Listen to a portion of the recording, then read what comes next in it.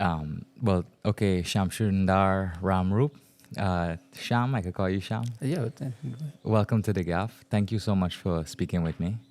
I appreciate your time, and we are here to talk about in Mahaica, this area on the Mahaica River. What's this area? big Bible, little Bible. Little This Bible. is a little Bible here. Yes. Okay, and we're here to talk about rice farming. So thank you. How are you doing? I'm doing fine, and nice to having you here this morning, so we can have a talk about rice farming in this community, Little Bible, Mahaica River. Yeah, it's very peaceful here. Quiet, yes. You would like to know about how rice farming started and cultivation and Yeah, so especially in this area. So Yeah. has rice farming been an economic activity here for a long time? absolutely yes. It's been for numbers of years, maybe from past generation to now, and it still continue rice farming. Did your family do rice farming? Of course, yes. How did you get into it? I grew from I start rice farming from my father, who is a rice farmer. His whole life was rice farming, and I start from his. So I become a rice farmer from maybe 30 years now. I into the rice industry, Okay. and I continue planting rice at the moment. Did you have you grown a lot over the years as a farmer in terms of the amount of land you've cultivated? Of course, yes, I cultivated. At present now, when I started with a very small plot, which is just about 40 acres. And I grew from 40 acres. Today, I having 600 acres under cultivation. 600. Yeah. Wow, that's amazing. How many people that are into rice farming in this area actually own plots of land versus that they just work on land under somebody else? It has a lot of owners, like people who migrated. They have land from the past generation, and they pass it on to the younger set of people, the younger generation who left in the area cultivating and planting rice. So there's a lot of land that people owned and who don't own land, like they're renting land. For instance, as for me, I renting from a lot of foreigner people and people right in the community. Oh, okay. Nice. And are you seeing that the younger generation, you have kids? Yes, I have two kids. Is the younger generation also interested in getting into the same industry, or are they moving away? Yes, I can see the potential of my kids because my son like the rice farming, he go in the field and he see how the work's doing. He's only 12 years now, and I can see that he like the rice farming. Well, when you were a kid, how did you first learn about farming? Like, what were the things you used to do with your father to learn about the rice? This basic thing, I just go when my father cultivating, like started preparing, doing the land preparation, plowing the field, cleaning up the drains, leveling the field. I just always like to be there to see how these kind of work just take place. Mm. So I start from there, and I start to work on a very young age. I start 15 years old in the rice field. 15. With my father, start to operate the tractor, plowing the field, and get the land preparation done so we can harvest, so we can do the sowing, and then the crops. After do the sowing, you have to do the fertilizing, you have to do the spraying, get the crop to grow perfect, not damaged by insect. And the most important part of rice in this area here is the water management. If you don't have a proper level field, or you don't level the field properly, you might find that the crop is not perfectly grown properly. Okay. Because of the high and low part in the field. Okay. Could we go through the steps of preparing land to farm rice? Like, what are from the beginning to end? What are the different steps you have to do? Well, from the beginning time, if you have the right weather condition, let me say the land is dry enough so the tractor could plow the land in the dry condition, which is become easier to do the mud preparation. We call it the wet preparation. So as starting the cultivation, you start by plowing the land first in the dry. After plowing in the dry, is either you wait on the rain to come or you pump the water Okay. and flood the field. So as soon as the time comes, So you got to flood right after you plow. no, you could leave it like a month or 3 weeks to air off and dry off properly. Okay. And then you could do a second plow. which could get rid of the weeds, the grasses and the other weeds and so on in the field Okay. easier. And then after that, you do the flooding. You start to flood the field. Why do you flood the field? Well, you have to flood the field to make the mud, which you call the mud to sow the paddy. Okay. And the paddy has to be dry. You have to grow the paddy a couple days before, soak it, take it out of the water, put it to germination, and then you will see that we call it the dry. It grow on the paddies grow. You got a root and eye on it, and then you broadcast to the field. Gotcha. So you have to do the preparation. When you're using the dry paddy, you have to do wet preparation, which you call the mud. You have to plow the field and level the field and everything nice, and then you do the broadcast. If the field isn't leveled, what would happen? It would grow, but then at some part of the field, the water level will be too deep, Okay, gotcha. which could damage the plant, affect the plant from growing properly. Understood. Before we get into the next step, so I know some people use machinery to spread the germinated paddy. Yes. But then there are also times where you have a line of men that would just go and shy, and they would walk through the fields like in a line, shying paddy. Yes. What is the difference? Like, is it better to use the machine, or is it better to have people physically shying? Well, the machine is more advanced. The machine is going to do the work in a faster time. Mm-hmm. But what I find in this area here, the machine you have to use, the dry paddy has to be a shorter eye. Excuse me. So when the dry, you have to use a shorter eye. It sink more into the mud. It take a longer time to we just call it the germination, to grow out on the field, to broadcast on the field. Okay. So when you do it with the hand now, you remember you're using a longer grain, a longer eye on the paddy, so it not sink down into the mud. So it green off in a couple of days. In 3-4 days, the whole field become green, grow faster. Okay. So that's why we prefer using manually labor to sow the paddy. Gotcha. And quick side note, I've witnessed them shying paddy before, and I noticed there are like some rituals they do before, like people would come together and say a little prayer or something for a good crop. Is that something that they do here naturally? Yes, I do it. What's the significance? The beginners of the crop is something that you have a belief in the Lord that you may have a good crop. So you do a little prayer to the field, and if you have some, we just call it the parsad. We just take the parsad to the field and share it to the who is there available. Okay. So we can have a blessing on this crop, and we start to broadcast. We start to work. Then on the first sowing, and after that we continue do it normally. Okay. And not every time you go to sow that the parsad is sure. Okay. So when the crop is sowed, then what is the next step after that? So you've done you flood the field, you shy the paddy, and then what's the next step? You wait about 20 days. No, when you shy the paddy, you drain the field after 3 to 4 days. So you got to pump out the water? No. You drain it. You open the cokers, and we have drainage system. The water drain back into the lower canals, and the field could drain off. In some cases, you have to pump because when the rain is too much and the field not drain fast enough, you have to pump the water out. Okay, just a quick question. The water that you use to flood the field, where does that come from? Well, we're using the water from the Mahaica River. Okay. We don't have a conservancy here in this area to the high and low levels. So you have to pump the water, which is use a tractor pump to irrigate the field. Okay. So we pump the water from the canal, which is a system canal linked to the river, and carry the water into the rice land area, which you call the Port Baibu Canal. Most farmer access in this area here. The Port Baibu Canal. Port Baibu Canal. Okay. And it has other canal like Manuel Canal, Payo Canal, Pandit Canal linked to the river, carrying the water to the Port Baibu Canal. Okay. And for instance, now, due to the dry season, we have a massive saltwater in the river out there, which you can't use the river water at this area here, at Little Baibu area. So the do extension canal called the Kasharabu Canal. The same Port Baibu Canal extend to an area called Kasharabu.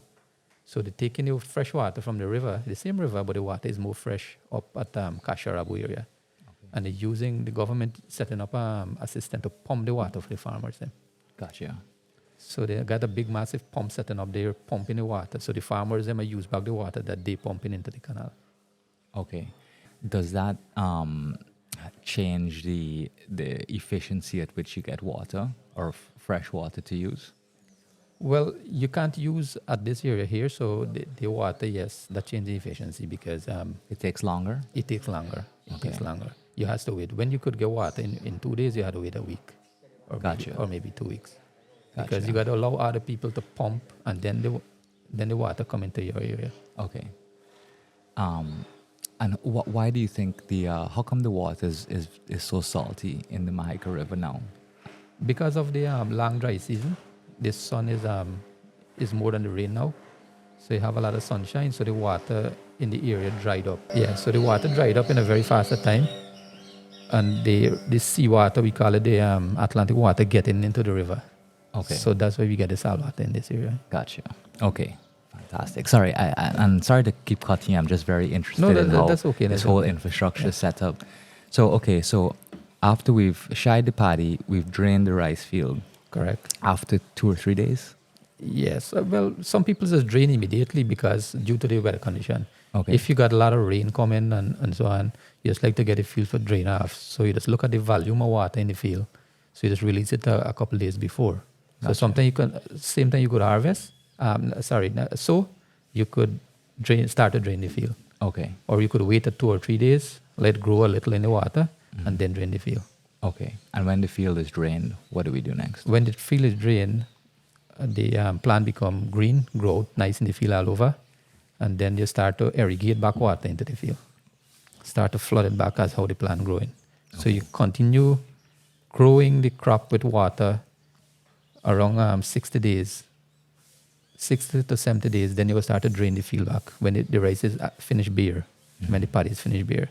So before we get into the bearing stage, let me talk a little about how the crop is growing. So when the plants start to grow, you have to take care of the plant, like fertilizer. You have to do fertilizing, like 15 to 20 days after sowing, you do a broadcast of fertilizer on the land. And the fertilizer would be basically TSP, or you use some TSP, which is the potassium fertilizer. Okay. And you're using the urea, which is a nitrogen fertilizer. And how is this applied to the fields? Manually, just like how you do the broadcast with the paddy. Okay. You use it you put it in bag and you broadcast in the field in the same way. Like how you walk in the rice and you throw, you shy. We call it a shy. Okay, so you shine the fertilizer material as well. Yeah. Okay. Sorry. Sometimes I'll pause just for the boats to go by. I apologize. I just prefer to get the best sound possible. Yeah. Okay, so, and then this is done you said about 15 days after. Yeah, some farmers do it like after 21 days because Okay. it depends to get a full growth out of the seed. The seed has got a maturity that can provide for itself for 20, 21 days after sowing. So farmers just apply the fertilizer like after 21 days. Okay. Most farmers. But I do it started from 15 to 20 days. I just try to get in the first dose of fertilizer into the field. I having a better result in that way because the plant, as soon as you need the fertilizer, start to use the fertilizer is available in the soil already. Gotcha. And then after you fertilize? After you fertilize, you look at spraying. You can do a forest spraying to keep away the insect. This is pesticides? The pesticides. Okay. And you go look at the crop then, and like 30, 35, 40 days, you start to do a next dose of fertilizer. Okay. Which you call it second dose fertilizer. So after the second dose fertilizer, you go look at the crop now, which side got the full growth and don't need any more fertilizer. That's okay, leave it there to beard. Like how you don't need to put any other fertilizer. But if you find that some part in the field not come up to the height, we just call it the height, the plant grow to the height, you just go back and do like a spot fertilizing back again, like in between the field. Okay. So it can catch up to the rest? It catch up to the rest. Gotcha. And then from there, you do the harvest? No, you have to wait for the plant to grow now, to bear now. They come to the bearing stage. Okay. How long more does that take? That would take, the bearing stage will last a period from 70 days to around 90 days. You get fully bare and hang out. Mm-hmm. And then you got to wait for it to ripe to cut, which you call the yellow stage. The paddy go fully mature for the harvester to go and cut. So the field changes color? Yeah, the field changes color from green to orange now. It become orange and then it become yellow afterwards. The whole field will become yellow color all over. So when it become ripe now, the paddy ready to cut, the whole field become dry up, you call it the yellowish color. Then the machine will go and start to harvest. Okay. So before we get into the harvest stage, let me talk about this challenge that we face for getting to this harvest stage. Okay, definitely. Like how we got a problem now with the paddy bug, which you call it the Gandhi.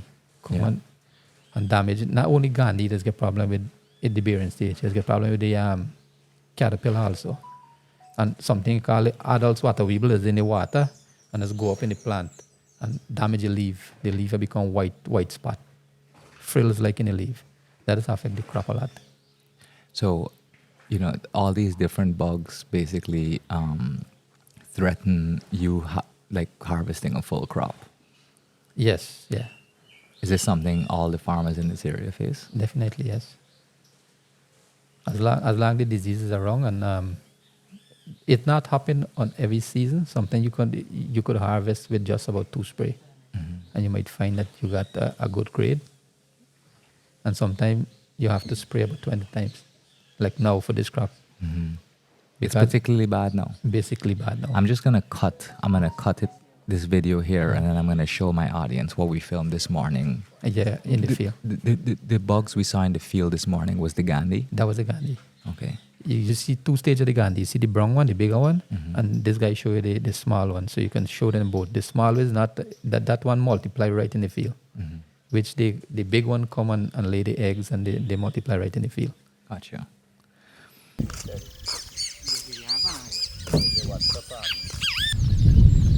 What was this exactly? Yeah, the pest.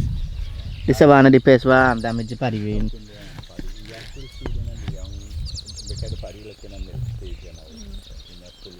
And what does do eat all the It is go the paddy, this paddy, after you draw milk, right? Forget hard to turn the rice. So that now I suck out the milk on this grain. Okay. It's spreading through all the fields or what? Yeah.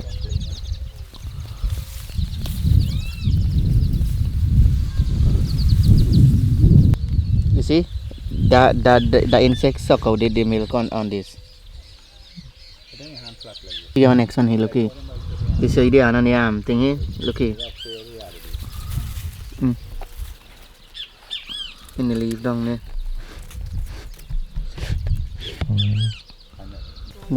There. You can put right there. The insect they multiply by 100. It's very hard, millions.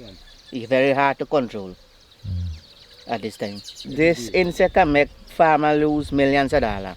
You think this would compromise the whole crop? Yes, 100%. This can happen. It can infest a crop, I would say, in between 10 to 15 days, like when they're in milk stage, like they hang in stage, we call it, like panicle, like when the panicle coming out the straw. They call it, where's called the milk stage got special word that's called it. So at that time, if they come and affect the crop, it can damage the whole crop. Yeah, because that time they get milk on the paddy. When this couple day here now, this will get more harder. See how this get the milk inside, this will get harder. So them affect, they can't affect when it get more harder. But when it in this stage when they suck out the milk, this become wind. This is empty. Yeah. And even if it's empty, if you just get a little suck, it damage the grain. Oh. When the grain get hard like this, you can't do anything. But you see, you want one soft on between. Yeah. Then one too soft on the sea can get damaged. This one get kind of hard.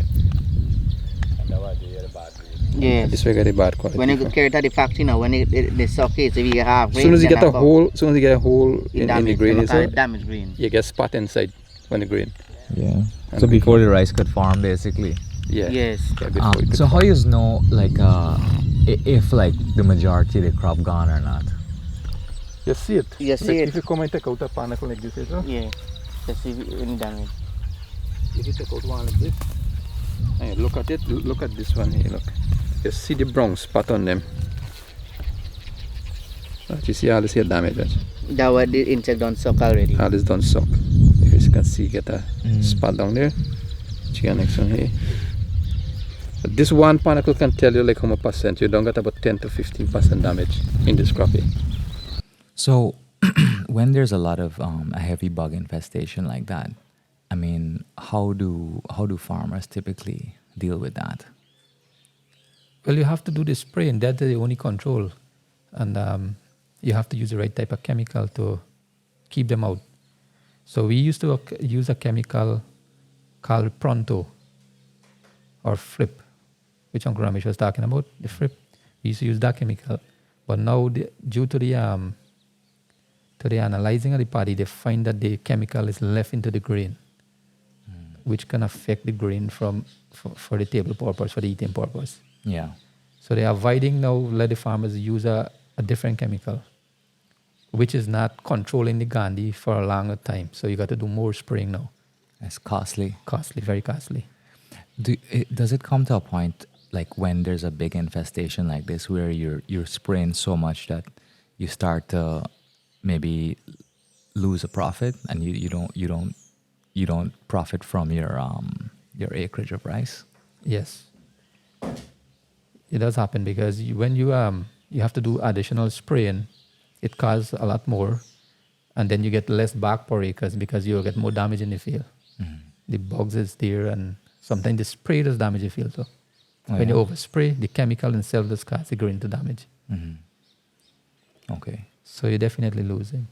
What is it like when a farmer basically, whether it's bugs or A fair crop. yeah, when they lose a crop and the crop is no longer profitable, what do they have to, what is that like? Well, most farmers just has to go back to either seek a loan to get back to the crop because remember everything is gone under profit margin. So when it happen in that case is either you go to the bank or you go to the millers. The millers just facilitate like fuel and fertilizer and so on, assist the farmer to plow the land back and go ahead and plant back the crop, hoping that you will get a good crop the next season so you can match up pay off the millers back and so on, whatever money you borrow to go back to the crop. Mm-hmm.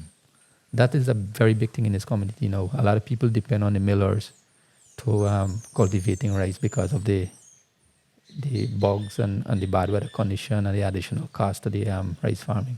Gotcha.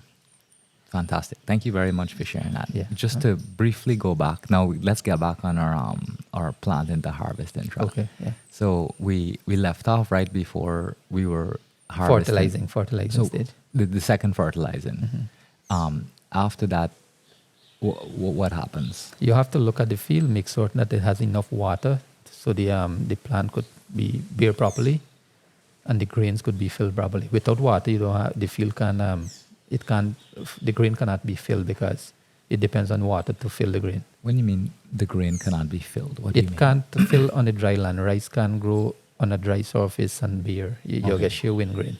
Okay, that's when the husk is empty. Yeah, the husk is empty. Gotcha. So when the water in the field now, you get suck the water up, and that's you call the grain filling. So after that stage, when you look at the bearing stage and it come out from the panicle, it come out wind, it come out empty shell, and then it come to the flowering stage, where the maturity time started. After the maturity time, then it start to hang out, and then when the bugs kick in and start to suck and damaging the field and so on. But not all seasons. Sometimes you have no bugs, which you have a massive crop. You can able to make a profit then. Yeah. And the weather condition is right. Sometimes you don't have to pump water. The rain is falling and irrigate the field perfectly. And after a perfect crop, when you're ready to harvest, you use a machine to do that? Yes, you use the harvester with the call it combine to go and harvest the field. That the machine would drive and cut the rice, and it come into a bin in the machine. We call it a grain tank, and then you can offload either in the truck, or you could offload in a grain cart, and then offload into a truck and take it to the rice mill. I'm assuming not every farmer owns their own combine. No. So how does that work? Because if you're a farmer with 600 plus acres and I'm a farmer with maybe 10 acres, it obviously doesn't make sense to me to spend a little money I have to invest in big machinery. So how do I harvest my crop as a small farmer? Well, you get other farmers in the area here who working for do that work special by a harvester. So they plant in a small amount so they can able to go and assist the other farmers then who doesn't have a harvester. Oh, so they would. And they will pay. There's a cost of attached to that. You pay per bag to cut the paddy. Now it's how much? About $450 to cut a bag and take it to the rice mill. Okay. $450 is the cost. It's a big community. Everybody sort of playing a role. Perfect. You have to depend on your neighbor. You can't work on your own and go ahead and do the rice farming thing. You have to work in a group because you might need, for instance, I don't have truck to truck my paddy to the mill. I have the harvest, I have the tractor to do land preparation and so on. So I just hire other farmers who has a truck now to truck the paddy to the mill. Okay. Wow. You think it would be a lot harder for this industry to continue if it wasn't such a community-based thing? Yes, definitely. And is that how it's always been? It's always been cooperative, farmers working along with each other, and they're helping to see whatever they could do. Like for now, we team up a group of farmers, like me and the other farmers, which is I'm here, right here. We go around in every afternoon and see what we can do with this paddy bulk thing, or in the morning sometimes, and see how we can discuss what you can do, how to go ahead and get it spray, and the right weather condition to go and get it spray and so on. So one person like me alone can't go out in the field and get that done. We need people to come and we have a talk and we can decide on how we go ahead and do it. So if you guys, if it got to a point where you needed some sort of bigger intervention to help with the bugs, how would you guys sort of advocate for that as a group? Like you would all have to collectively go to the Ministry of Agriculture or something? How does that work? The Ministry of Agriculture has a team of people in different communities. Like for this community here, we got a group of people that's come with their ideas and tell us how to go ahead and do whatever we have to do in the field. Okay. That is done through the GRDB. Okay. The Guyana Rice Development Board. Okay, I want to talk about them just now, Okay. but I just want to get back to us harvesting. So we got the combines in the fields, Yes. and we harvesting the rice, and then you have your rice is then put in trucks and then taken to the rice mill. Yes. Okay, and then how is rice sold to the rice mill? Well, when you take it there, they go do the weight in the truck, weigh the truck, and they go do a calculation, depends on the amount of weight that you have, and that will determine they pay you by bags. They calculate it for 145 pounds per bag. That if you have good quality. Bad quality, they take in more pounds. How do you know the quality? How would you assess the quality if it's all in a truck? They grade in the moisture, and they're doing a test at the mill. And after a shell test, you call it, they're shelling the grain, and then they do the grading. They pick out all the damaged grain, and they go weigh it and see to do the calculation. How do you pick out every single one grain? Yes, you get special people at the lab, at the rice mill, that do the grading process. Okay. So every load of paddy they have to grade. If you carry 10 bags, they have to grade it. Okay. To see what quality you take. Okay. And then after they go after the grading process, they go look at the in terms of how many pounds they go take, depends on the damage. You have, for instance, 10% damage, they go add a 20 pound more per bag. Okay. So instead of 145, 165 pound they go take per bag. And for the most part, that whole process is fair. Like in terms of everybody, like you're confident about, okay, if you say, oh, well, this amount of paddy is damaged or not good. Like people are... Well, you have to accept because there's no other way that you could get it sell with that amount of damage. You have to sell it to the rice mill. Yeah. I'm not questioning the integrity of it. I'm just trying to figure out how like the process How is the works. process? Yeah. Okay. Wow. Okay. And then that rice, what do the millers do with it? Well, they mill it and they put it into bulks where they ship it to different country. We get the European market, and we get the local market, which do they package it like a 2 pound, 3 pound package. Some there's been a 10 pound package. That is go on the local market. We use back the same grains here, and it is exported. Most of it is export to different market, foreign market like Jamaica market, European market. We used to get a good market with Venezuela, but they closed down the Venezuela market. So you think the rice they export, is that type of rice is specifically for human consumption? Yes. Yeah. Okay. And is there the type of rice we export versus the one we eat here? Is it the same kind of rice? Actually, yes, it's the same quality because you remember it's the same field it's coming from.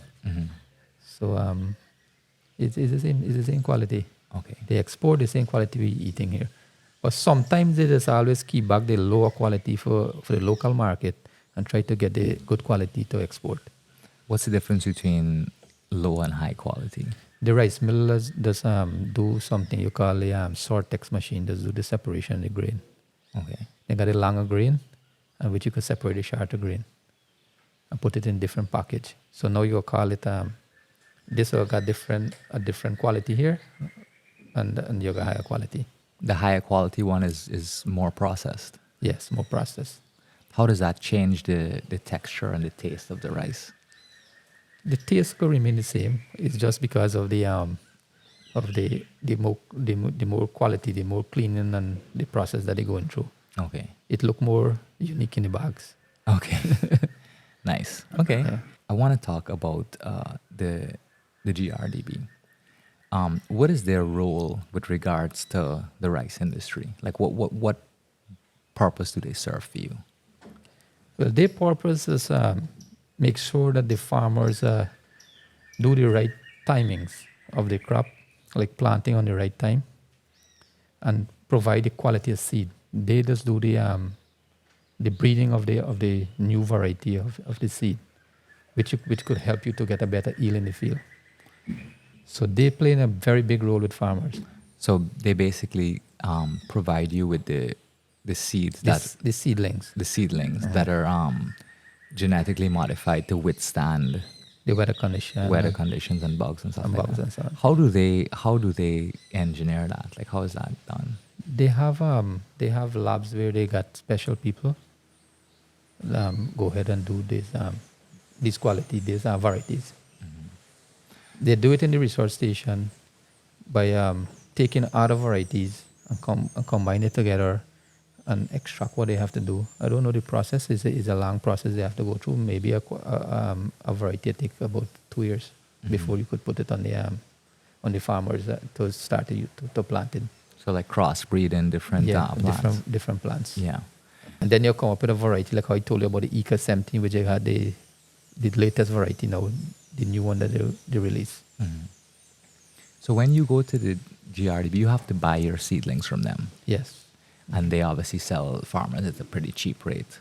Yeah, they sell the price they're selling for is okay.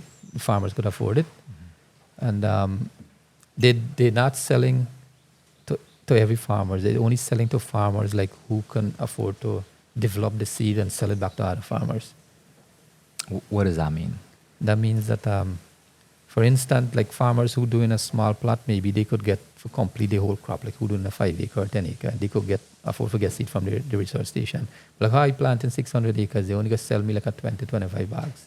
So I have to plant that now, which you call is C1, the C1 level from the research station or the basic. And then I go use back the same seed for the next crop. So every crop I go ahead and buy a couple bags and I plant it and raise the seed back off my own to plant back for the next crop. Okay. And if my quality damage, then I go ahead and buy from other people who buy from the research station, other farmers.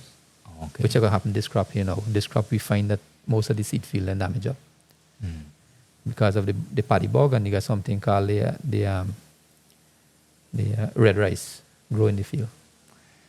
What's red rice? That is a different type variety. Okay. Oh, right. Okay. I know what you're saying. So when you go to the GRDB for seedlings, is it always the strain they decide to give you, or do you get to like pick what type of seedling you want? Well, you can pick what type of seedling you want. And you can ask if it's available, you have it. If it's not available, you have to pick something else. What do you usually prefer to grow? In this area, we grow they come out with a 16 and a 10 variety. What kind of grain is that? It's a long grain. Okay. Both is a long grain. You grow a long grain type of rice. Yes. And this rice is the rice that we use here as well. Like it's. Yes, we use it for eating purpose here, and also the same long grain they export. Okay. What's the difference between like parboiled rice and like jasmine rice, for example? The parboiled rice has a different process, which you call it brown rice, which you have to go through a different milling process. You have to the parboiled rice. They put it in a steaming system, which they extract the nutrients, which the high carbs on the grain. They take that out, so you can afford to have a better quality the parboiled rice. Okay. But most countries prefer the white rice, which you call the cargo rice, and then they polish it down to the white rice. So when they take it to a different country with the white rice, then they just do the final process. Okay. So a lot of the different types of rice is usually transformed in the milling process. Yeah. The For instance, I like the basmati rice, which comes from India. Okay. That is the one I'm eating right now. The rice that grow in here, it's tasting good, but I find that the basmati rice is easier to eat and digest process and so on. Yeah. I like the jasmine rice, but I think that's because I'm Asian. Oh, okay, you know, the okay. Asian Yeah, people yeah, like yeah. jasmine. Jasmine, rice, yes. But the basmati is good too. Okay. You never tried the basmati before? Yeah, I've had basmati. I like it. Perfect. It's I like it. Yeah, it's nice. Okay, so yeah, back to the GRDB. So they provide you with the seedlings. But we don't have the jasmine and the basmati available in Guyana here. Why not? They don't reach a level to cultivate. It's a different process in cultivating the basmati and the jasmine rice. Okay. Also, that has to do with the farming, the planting. Yes, it had to do with the farming. Other than supplying you with seedlings and the more modified, weather resistant, bug resistant seedlings and stuff like that, what else does the GRDB do in terms of your process? Do they offer any support? How do they manage the rice economy for your benefit? Yes, they do. They do manage come around and reach out to the farmers and see what challenge they're facing. For instance, now they assist a lot with this water shortage. Okay. So they can come around and make certain that farmers have enough water to bring out the crop and so on, which they try to boost the system that they pump in the water, the origin of the system, so farmer can have their water on times. And with this paddy bug infestation right now too, they got farmers going around, not farmers, workers going around and assist farmers, tell farmers what to do, how to go ahead and spray, and what timing to spray, and what chemical to use and so on. And what about NARI? Do they do anything? NARI got a different sector from the GRDB. Okay. They're doing like mostly the cash crop. Okay. They're doing the cash crop like the bora, the different type of cash crop that they have. So they don't have anything to do with rice? No, they don't have nothing to do with rice. Okay. And so in this crop, is there anything that you're expecting? I mean, you have a pretty intense bug infestation now in the fields. When will you know whether the crop is too far gone or whether you have to scrap it, or how are things looking right now?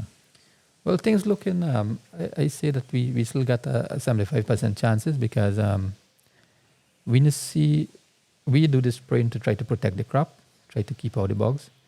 Soon as it become hard, the grain become hard, it's okay, the bug can't suck it anymore. Okay. So after the grain become hard and we look at the field, then we gonna know how to go ahead, if we can harvest the crop or we have to leave the crop. Depends on the damage. But most farmers just have the crop because they just try to recover back certain amount of expense that they go through. So everybody just try to harvest the crop. Whether if you got big losses or not, you try to harvest. You try to cut the rice. Because you at least get something back? Is that yes, you're getting back something. Yeah. Which not enough to clear the expenses, but instead of a loss everything, you still can get back like a 25%. Yeah, gotcha. Do you think that the rice, how is like the commodity price of rice been the last 10 to 20 years? Is it something that's remained pretty constant, or has it like fluctuated? Fluctuation. For better or for worse? Yeah, now it's okay because we got a better price now. Back in the days, the price was very low. But you remember the cost of production was down in those days. So now the cost of production gone up. That's why they curb the price. Fertilizer costs very expensive now. Fuel costs very expensive. Everything in the right up, spare parts, chemical, all the costs gone up. So they're paying a better price now at the mill for bags. We didn't talk about the timings, like in time to sow and harvest. You have to go with a seasonable time. In this community or in this country, we start to sow like May month, like mid of May. We try to finish off in June. If you passed over June, you might get a serious affection in the field.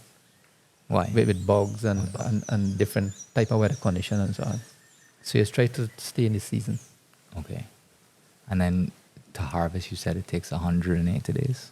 No, 110 days. 110 The days. 10 variety take 110 days. The 16 take 115 days.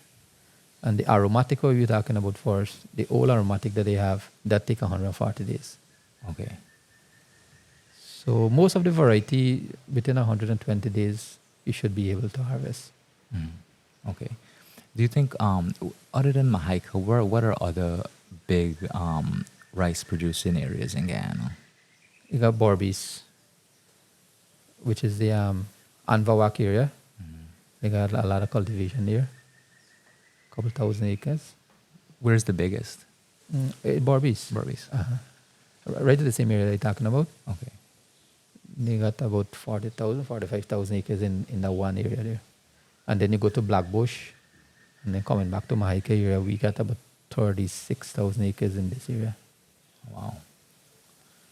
Do you think it's done differently here versus Burbies? Or what are the differences in fact? So like, for example, where does Burbies get their irrigation from? They got a conservancy there. Okay. With this government is set up a big system there where they can irrigate. They got big conservation storage of water that they could use when they time to use water. And they got a system where they could drain back when they don't need use of water. So they got a good system in Borbies. Now they start to put this area into that, called that preparation. Is there any opportunity for this area here in Mahaica to develop in a way where it's easier for rice farmers to conduct their process? What are the areas of improvement that you think would make farmers' jobs a lot easier? Well, it's the same thing we're talking about is the water management. If they could set up something that we could irrigate without using the tractor pump, that would bring down the cost a little. And if we could get the air service kicking into this area, which they start to work on now. The ferry cost for the aircraft for use from the Bournemouth station to here is very costly because the ferry time. You remember they charge by minute to fly and come and do the. So by the time they reach here to start it's spraying, cost very expensive. Yeah. A bag of fertilizer costs around $3,000 now with the aircraft. Okay. And manually just at $1,500. So half the amount you pay. So it would be easy if they had like an airstrip around here. Yes. We try to ask about. They start to build one airstrip. We hope that it will be okay before the new crop come in. Has this area in particular exhausted all the potential land for rice, or it could expand more? No, it's got a lot of land left to expand. So they need to cultivate. You think they could reach the amount of Burbies? Yes, if they do all the cultivation. We got an area we call the Davis area, where they pass the new canal into. We got a couple thousand acres of land available there. That has been touched. Thank you for all of that amazing information. Before we close off, I just kind of want to talk about, this area in particular. It's such a special area. This whole community along the Mahaica River. Did you spend most of your life here? My whole life. I born and grew up in this area. And what was it like growing up here? Well, I was happy growing up here because you always have everybody living like family here. You don't have problems with people, and things are much easier because you could farm your own vegetable fresh in the morning. You can afford to pick up a dry coconut from your own coconut tree. Things are easier to growing up in community. Like we have the fresh water from the river, which we never used to have pipeline water here. Okay. Recently they put in pipeline water in this area.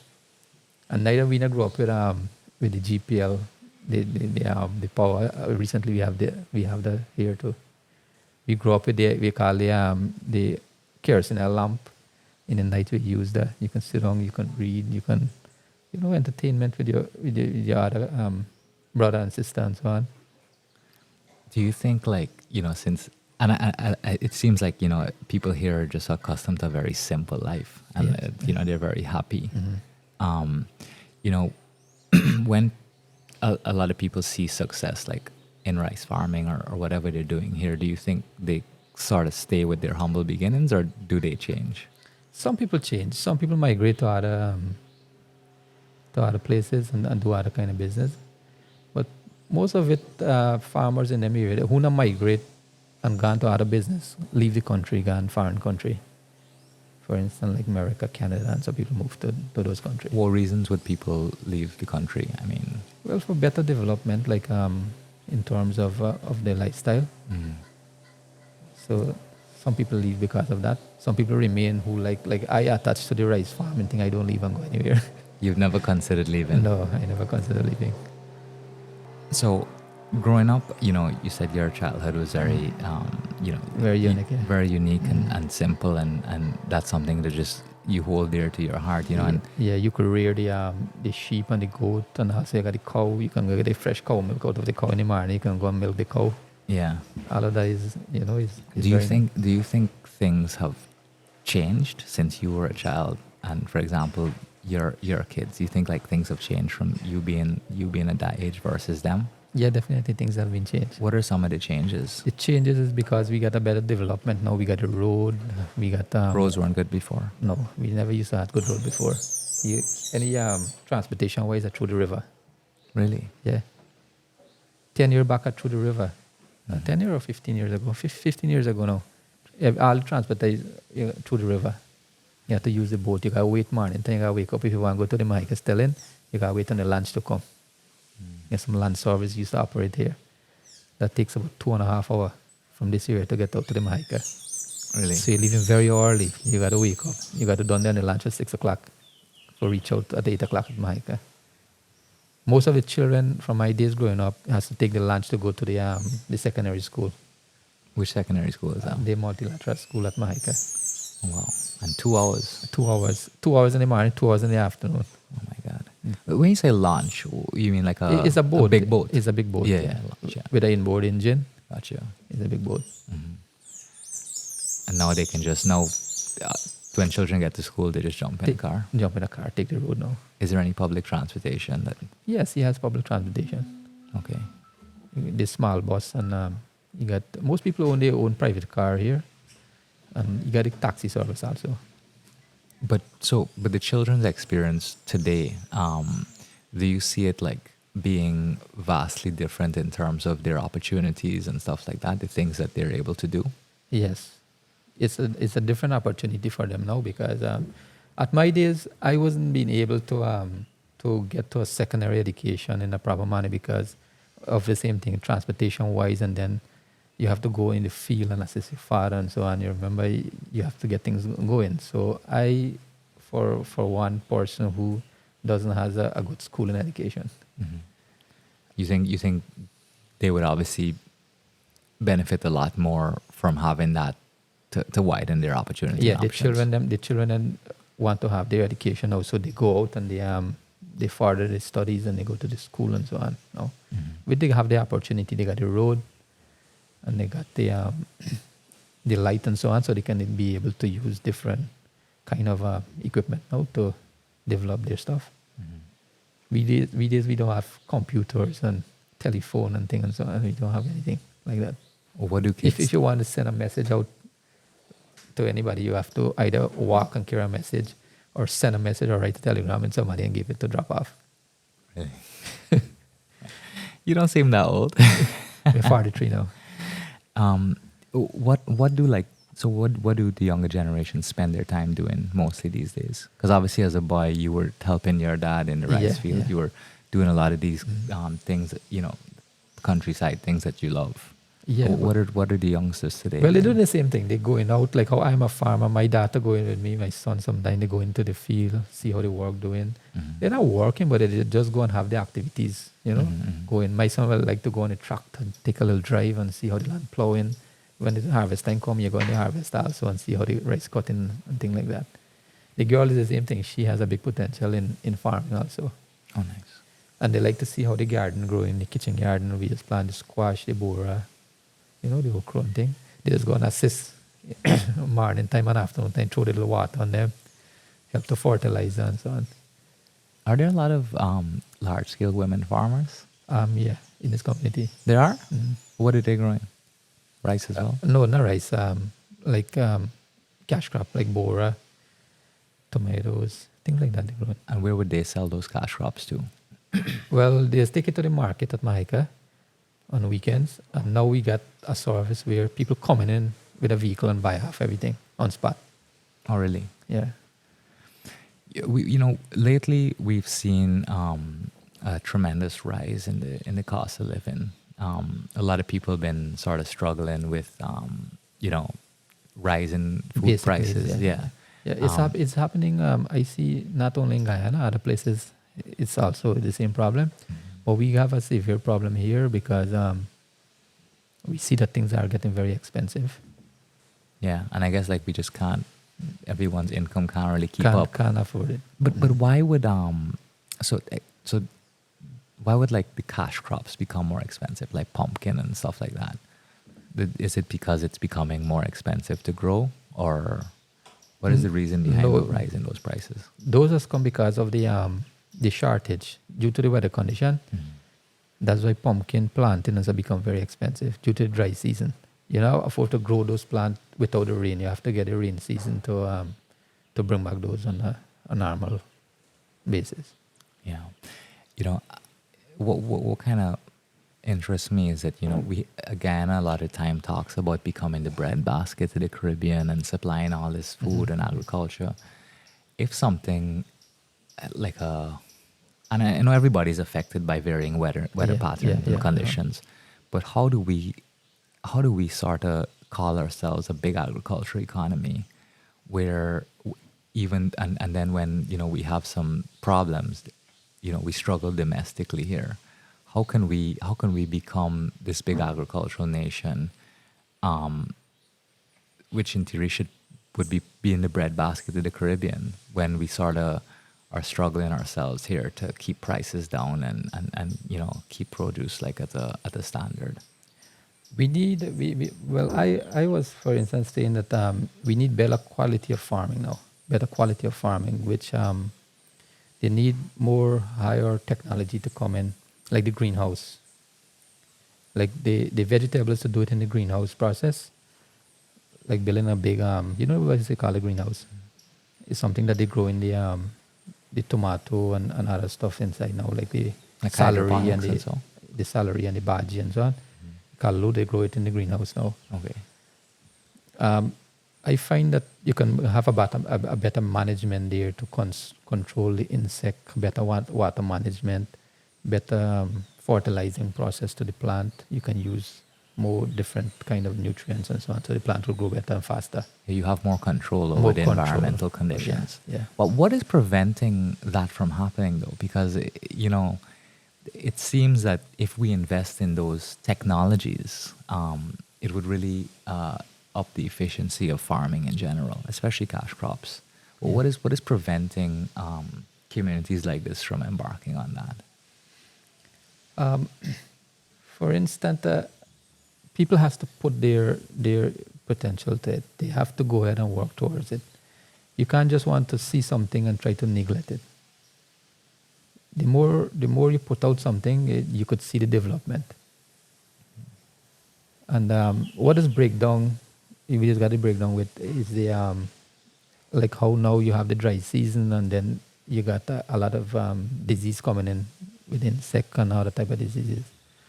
We got like in the dry season, farmers facing a different challenge with something you call a blast, the brown spot in the field and so on. You end up having too much of dryness, too much of sunshine. That's dried up the plant faster. You get a lot of root disease now, though. Yeah. Like different kind of root disease, fungus in the root and so on. So you think if people saw, if there were a handful of people that started doing greenhouses, and then the people around saw how it works, for example, do you think they would buy into stuff like that? Yeah, people would go ahead and start into stuff like that. They seem, people usually, and Guyanese in general, seem pretty fixed on tradition and the old way of doing things. Huh? Yeah, they like it. Yeah, they look at that, how people go ahead and do it, and they follow. A lot of people. But we need people like you guys to come around and have more interviews, so that farmers or they could be or they could be highlighted in different areas, so they can get more help. Yeah. And doing stuff like this. I really appreciate for your time this morning to come, not because you asked me to come out. I feel that this could get some help when you do the broadcast. People could see and Definitely. Well, like I told you, the whole point of this is just to really get your perspective. I think, the story of someone that does what you do is extremely interesting. Yeah. I'm not a farmer, but nor can I even grow. I don't have a green thumb. My wife does. But, I think that, rice is obviously a massive part of our economy, our agricultural sector. And, just there's so many people like me who are ignorant to how the industry works, and I think just you being here and answering my silly questions, and I'm sure that it's something everybody here knows. Right, yeah. It's much appreciated, because I think the more we understand the basics is the more we understand, okay, well, when the big things happen, we have a better idea of what's going on. Correct, yes. So I really appreciate it. I guess in closing, I just would like to ask you, rice aside, Guyana is on a big development path with the oil and gas. And, we have a massive GDP, and, this year's budget is significant. So there's a lot of development that's going to happen for the country, and a lot of opportunity that we're hoping to see.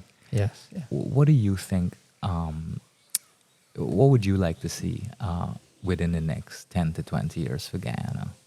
And then what do you think, where do you want your community to go in the future?